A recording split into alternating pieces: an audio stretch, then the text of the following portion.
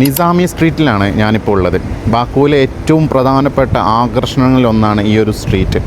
ഇതൊരു പെഡസ്ട്രിയൻ സ്ട്രീറ്റാണ്. ഇതിലൂടെ വാഹനങ്ങൾ കൊണ്ടുപോകാൻ പറ്റില്ല. ഇതിലിങ്ങനെ നടന്ന് ആസ്വദിച്ച് ചുറ്റുഭാഗത്തുള്ള കടകളിലൊക്കെ ഭക്ഷണം കഴിച്ച് പർച്ചേസ് ചെയ്ത് ഇവിടെ ബാക്കുവിൽ പ്രധാനപ്പെട്ട ഒരു ആകർഷണ കേന്ദ്രമാണ് ഈ ഒരു നിസാമി സ്ട്രീറ്റ് എന്നുള്ളത്. ഇവിടുത്തെ ബിൽഡിങ്ങുകളായാലും ഇവിടുത്തെ കടകളായാലും ഒക്കെ വളരെ ക്ലീൻ ആൻഡ് നീറ്റ് ആൻഡ് സേഫാണ്.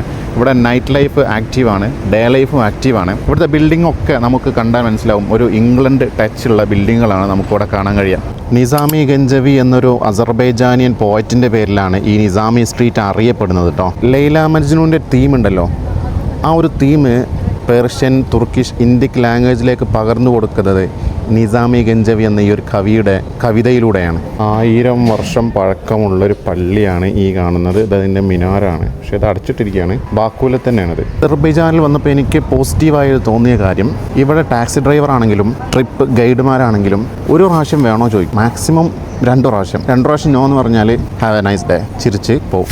കൂടുതൽ നിർബന്ധിക്കില്ല. സിഗരറ്റ് കഴിഞ്ഞാൽ ഒഴിവാക്കാനുള്ള സ്ഥലമാണിത്.